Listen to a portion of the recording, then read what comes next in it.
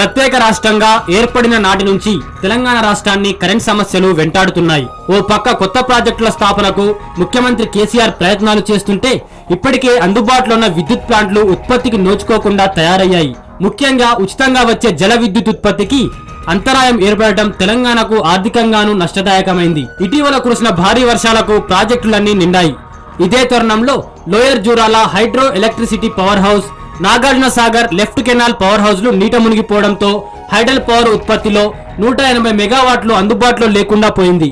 అంతర్రాష్ట్ర ప్రాజెక్టు అయిన ఒడిశాలోని మంచ్కన్ నుంచి మరో 45 మెగా యూనిట్లు రావాల్సి ఉన్నా ఏపీ ప్రభుత్వం సరిగా ఇవ్వడం లేదన్న వాదనలు వినిపిస్తున్నాయి.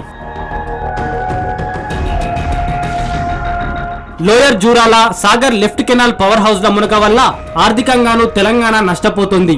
ఈ భారం రోజుకు 2 కోట్ల పైనే ఉంటుందని విద్యుత్ రంగ నిపుణులు చెబుతున్నారు. తెలంగాణలో ఇప్పుడు సగటున 157 మిలియన్ యూనిట్లు అవసరం ఉండగా 147 మిలియన్ యూనిట్లు సప్లై జరుగుతోంది. డిమాండ్ ను పూడ్చడం కోసం ప్రైవేట్ సంస్థల నుంచి కొనుగోలు చేయక తప్పదు. ఒక్కో యూనిట్ కు 4 నుంచి 6 రూపాయలు వసూలు చేస్తున్నాయి ప్రైవేట్ విద్యుత్ సంస్థలు. ఆ లెక్కన చూస్తే తెలంగాణపై రోజుకు 2 కోట్ల చొప్పున 2 నెలల పాటు మొత్తం 60 కోట్ల నష్టం తప్పదు.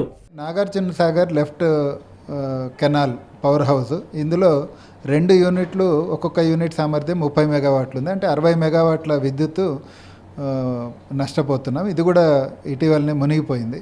కాబట్టి మొత్తం దాదాపు 200 మెగావాట్ల వరకు జల విద్యుత్ అనేది మనం రోజు నష్టపోతున్నాం. నీటిలో మునిగిపోయిన 2 పవర్ హౌస్ల పునరుద్ధరణకు దాదాపు 2 నెలల సమయం పట్టవచ్చంటున్నారు నిపుణులు. యుద్ధ ప్రాతిపదికన చర్యలు చేపట్టినా ఈ సీజన్లో తెలంగాణకు పవర్ అందదు. అయితే పవర్ హౌస్ల మునుక వెనక కుట్ర కూడా ఉండే అవకాశం ఉందంటున్నారు తెలంగాణ ఇంజనీర్లు. రన్నింగ్ కండిషన్ లో ఉండి ఇన్నాళ్లు మునిగిపోని ప్రాజెక్టులు ఇప్పుడే ఎలా మునిగిపోతాయని ప్రశ్నిస్తున్నారు. కనీసం 2 నెలలు శ్రమించినా వాటిని పునరుద్ధరించలేమంటున్నారు.